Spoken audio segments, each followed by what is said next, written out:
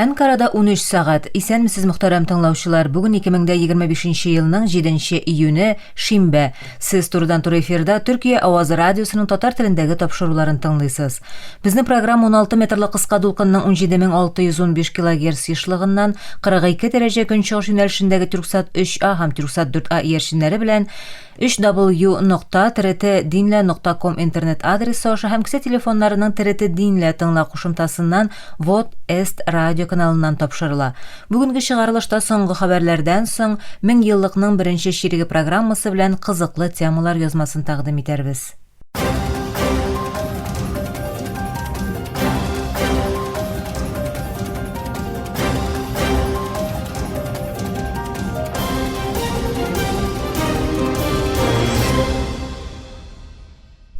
Соңгы хәбәрләр белән башлыйбыз. Мөселманнар өчен тынычлык һәм дуга кылу бәйрәме булган Корбан гаетенең беренче көнендә Израиль Газа төбәгенә һава һөҗүмнәре һәм артиллерия утлары белән фәләстинлеләр өстенә бомба яудыруын дәвам итте. Медицина хезмәткәрләре һәм вакыйганың шаһитләре әйтүенчә, кимендә 29 кеше һәлак булды, яраланучылар да күп.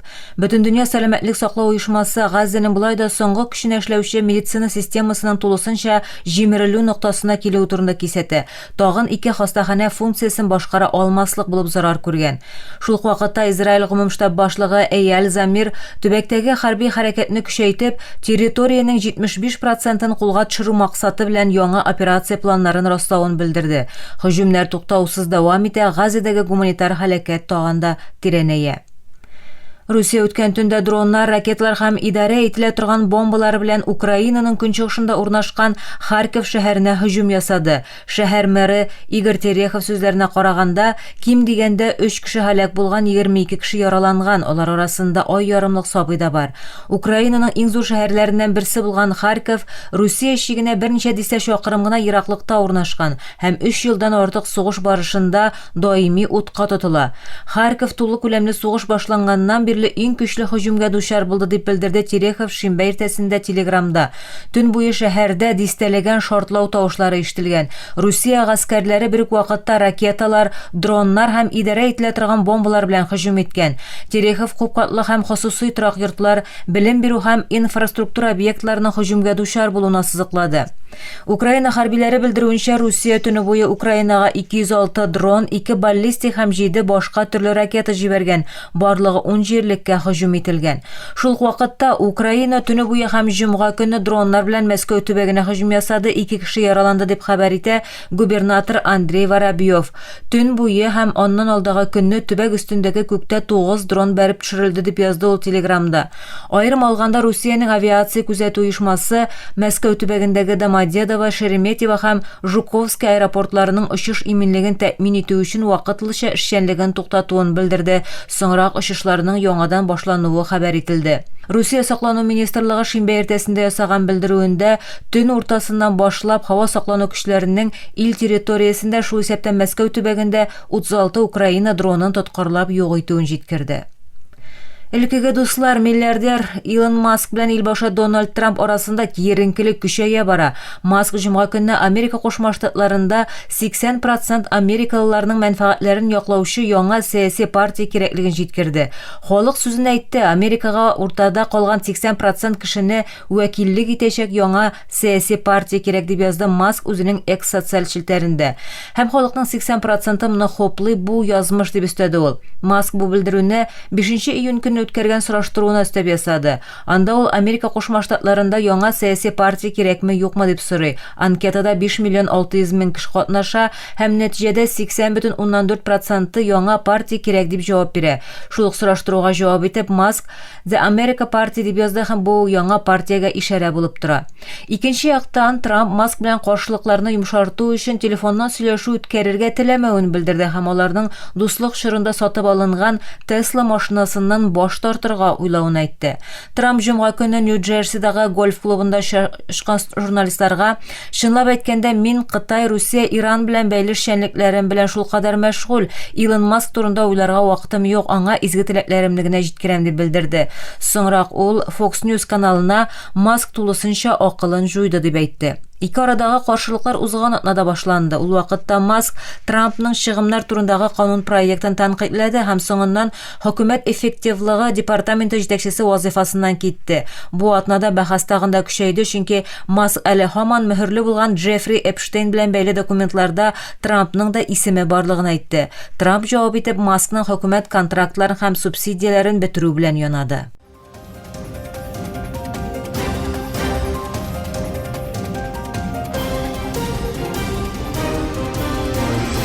Türkiye avazı dolqunlarında соңгы хәбәрләр тыңлыйсыз. Русиянең хосусый хәрби ширкәте Wagner Көнбатыш Африка дәүләте Малида 3 елдан артык дәвам иткән операцияләрен төгәлләп, аннан китүен хәбәр итте. Без җирле ватанпәрвәрләргә үз илләрен яклый алырлык көчле һәм тәртипле армия булдырырга ярдәм иттек. Бөтен региональ башкалалар кануни хакимият контроленә кайтарылды дип белдерде Төркем җомга көнне. Белдерүдә моннан тыш, без еллар буе халыкны куркытып яшәүче меңләгән сугышчыны һәм аларның җитәкчеләрен юк иттек диелә.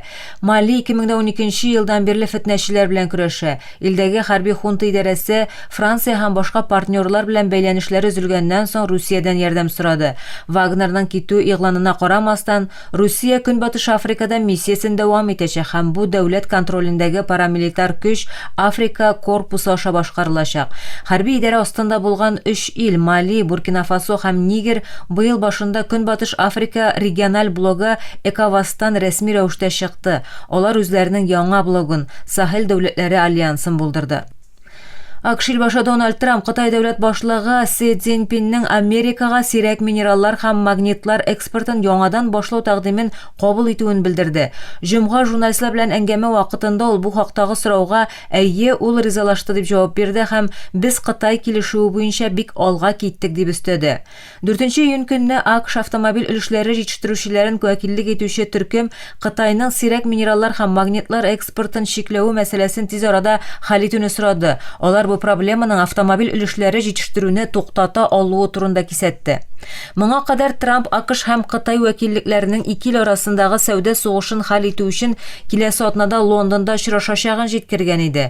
Мин АКШ финанс министры Скотт Бессент, сәүдә министры Говард Лютник һәм АКШ сәүдә вәкиле Илче Джемисон Грирның 2025 елның 9 июньне көнне дүшәмбе Лондонда Кытай вәкилләре белән сәүдә килешүе турында сөйләшүләр үткәрәчәген игълан итүемә шатмын. Очрашуның бик уңышлы узачагы көтелә дип язды Трамп үзенең социаль шелтәрендә. Бу игълан аның Кытай илбашы Си Цзиньпин белән телефон аша сәгать ярым дәвам иткән сөйләшүеннән соң бер көн узгач ясалды. АКШ һәм Кытай арасындагы сәүдә сөйләшүләре 12 майда дөньяның иң зур ике икътисады арасында тарифларны киметү турында килешү төзелгәннән соң туктап калган иде. Бу килешү нигезендә АКШ һәм Кытай күпчелек тамакханә тарифларын 90 көнгә туктатырга һәм апрель башыннан кертелгән чараларны кире алырга килеште. Аннары ике якта бер-берсен килешү шартларын бузуда гаепләде. Трамп Кытайның килешүне үтәмәвен белдерде, ә Кытай дүшәмбе көнне бу гаепләүләрне нигезсез дип кире какты һәм үз икътисади мәнфәгатьләрен яклау өчен көчле чаралар күрәчәге турында кисәтте. Бу соңгы хәбәрләр иде.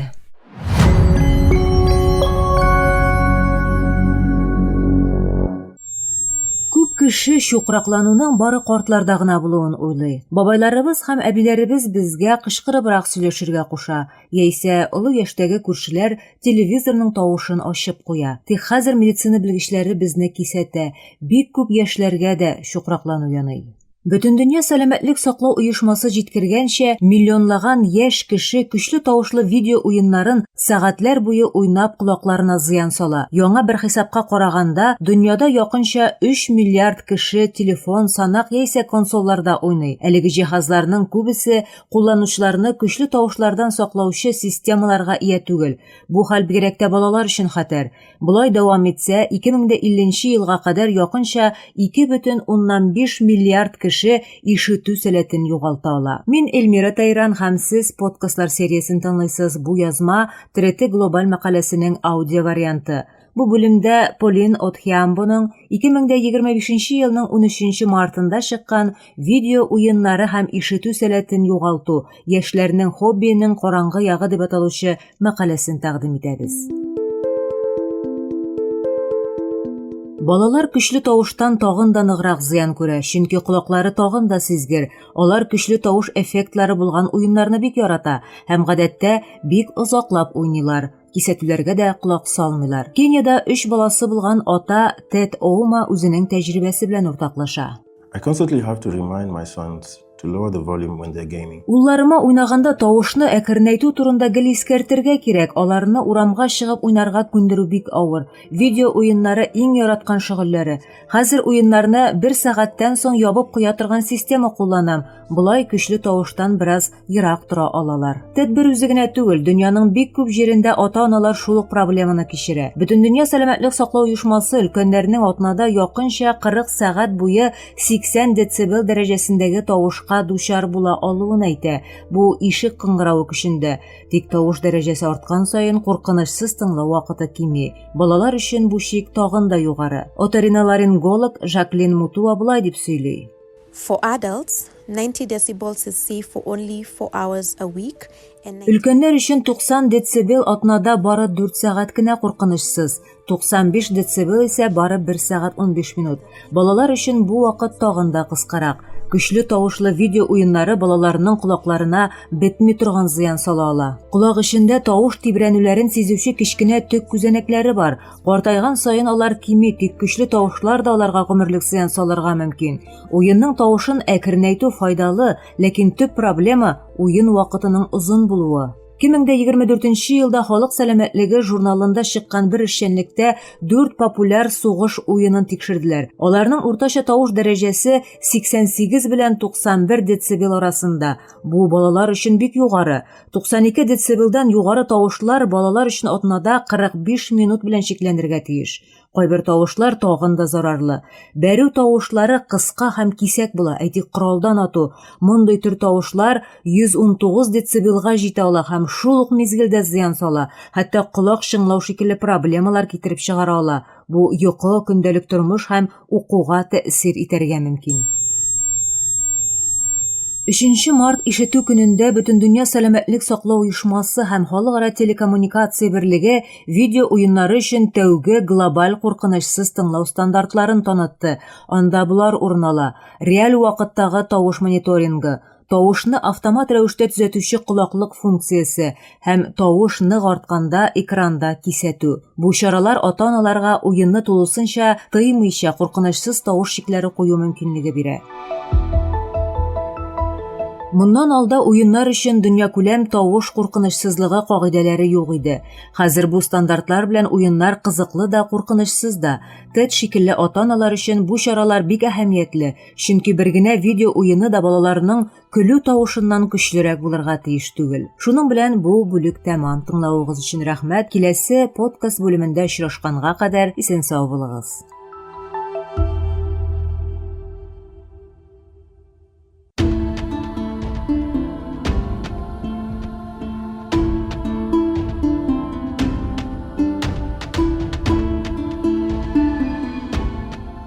Мен еллыкның беренче ширеге.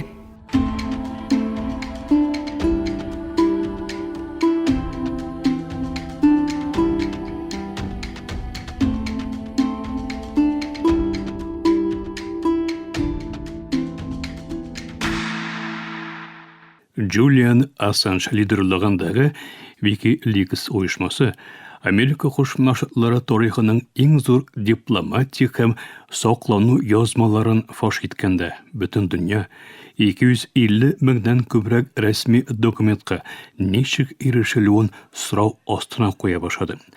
WikiLeaks документлары дип ителгән рәсми документлар АКШ дәүләт департаменты белән дөнья күләмендәге 270 илчелеге арасындагы корреспонденцияны үз эченә ала иде һәм зур өлеше якын көнчыгышта яшәнгән вакыйгаларга нигезләнә иде. Документлар Америка җитәкчелегенең бөтен тоткарлау тырышларына карамастан иң беренче булып 2010 елның 28 ноябрь көнне төрле илләрдәге 5 зур газетта басылып чыкты һәм дөнья күләмендә шок тудырды.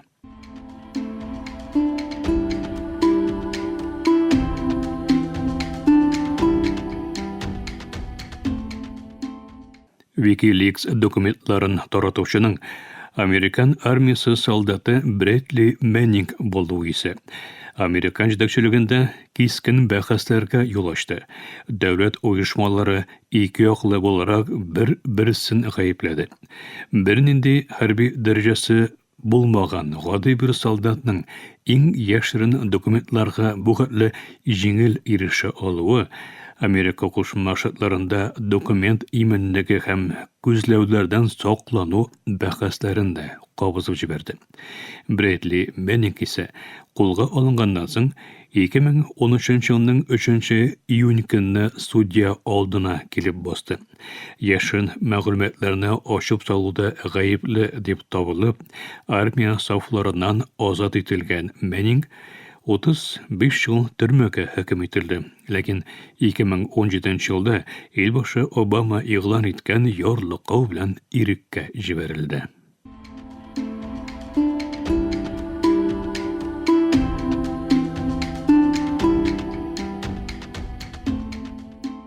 Ике 2024 елның 4 июнь көнне Русия тышкы эшләр министры Сергей Лавровның Францияны тәмәк итеп алган белдерүе Украина-Русия сугышының НАТОны эченә алып киңәйтелүе куркынычын тудырды. Франциянең Украина гаскәренә ярдәм өчен Киевка хәрби киңәшчеләр җибәрәчәген белдерүенә реакция күрсәткән Русия тышкы эшләр министры Лавров Украинадагы француз хәрбиләренең Русия армиясы өчен легитим нишанга әйләнәчәген белдерде. Украинага бөртек финанс һәм күзләү ярдәмен күрсәтәчәген белдереп, киренкелекне төшерергә тырышкан Франциянең Украинага биргән коралларны кулланачак хәрбиләрне Франциядә өйрәтүе турындагы сүрәтләр исә кыска вакытта дөнья матбугатында таралды.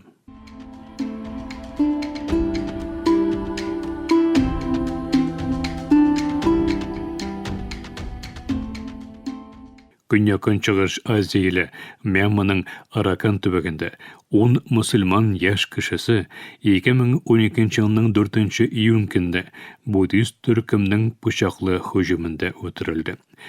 Төбәктә киренкелек кыска вакытта контрольдән чыкты һәм илдәге хунта җитәкчелеге гадәттән тыш хәл игълан итте. Ләкин буддист төркемнәрнең Аракан мусульманнарына каршы һөҗүмнәрдә күзен йомды. Йөзләгән мусульман Араканның гомеренең üzелүенә, дистәләгән мең мусульманның исә күрше илләр Малайзия белән Индонезиягә качуына сәбәп булган һөҗүмнәр илләрнең шул исәптән Төркиянең дипломатик тырышулары нәтиҗәсендә бетерелде.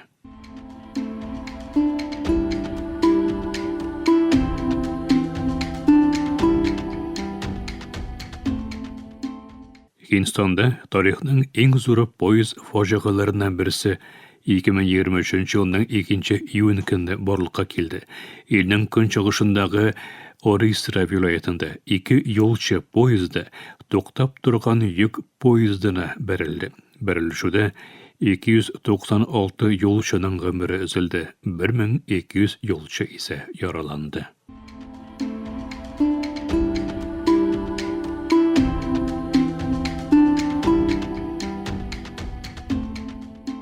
Англияның тимер ледисе Маргарет Тэтчер белән бергә үз чорында из калдырган Америка Кушма Штатларының 40-нчы илбашы Рональд Рейган 2004 елның 5 июнь көнне 93 яшендә вафат булды.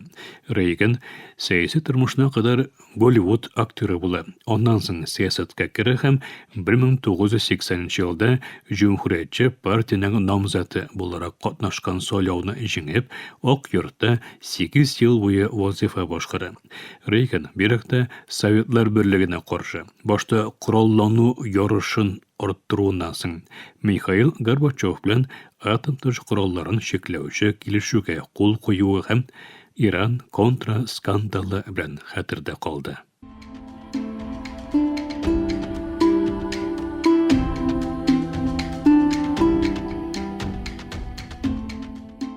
Бокс спортының легендар исеме Мөхәммәд Али 2016 елның 3 июнь көнне 74 яшендә вафат булды. Профессиональ бокс тормышында Катнашкан бөтен матчлардан бары тик 5-сендә генә җиңелгән Мөхәммәд Али бөтен вакытларның иң яхшы боксеры буларак кабул ителә.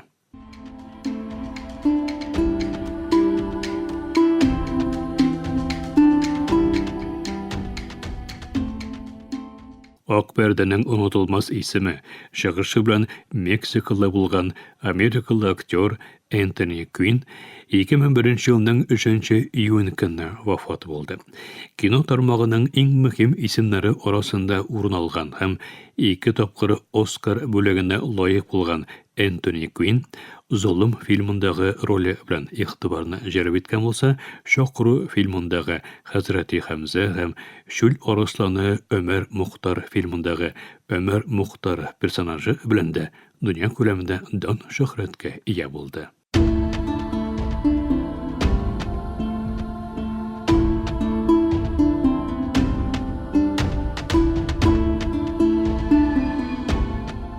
Мен еллыкның беренче ширеге.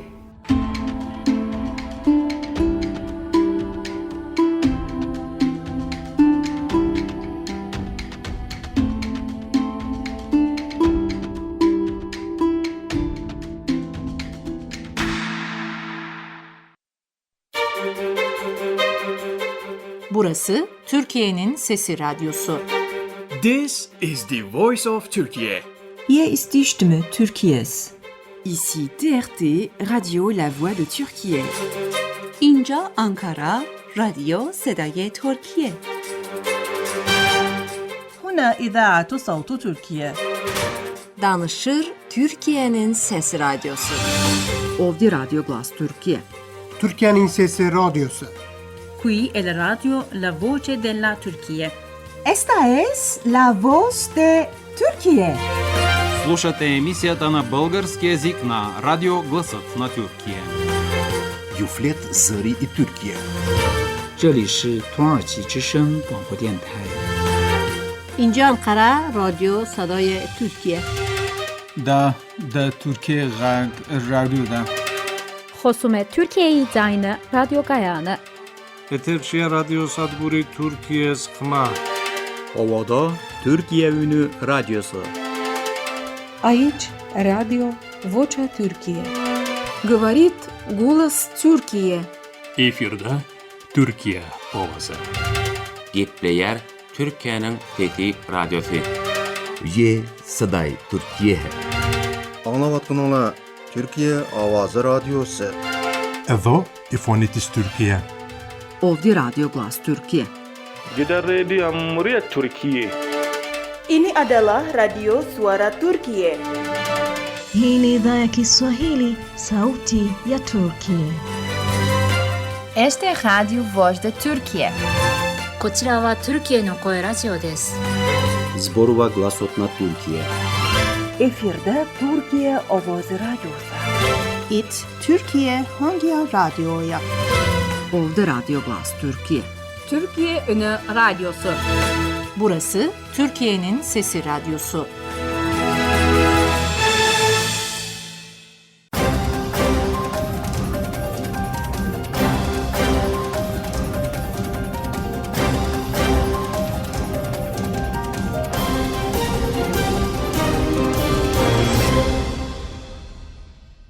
Мактарам таңышар, Türkiye Avazı Radyosu'daki Tatar türündeki topçuları şuşunun bilen ahırına yakınlaştı.